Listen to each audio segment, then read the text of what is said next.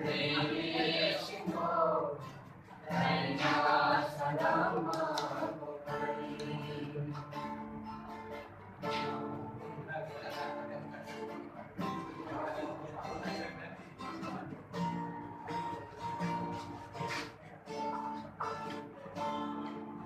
May gulong mo tong, may sukito'y, luhoy balito mo'y tiyan. Isya't inom, isip ito'y, luhoy balito mo'y tiyan.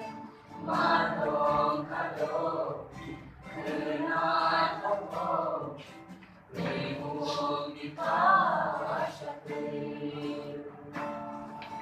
Matong kalog, Renata ko, Limong ipasapin. Mantong, mantong, mantong, mantong, Limong walang ibahay. Lutong, lutong, malay patong, Kay mas kailangan akay.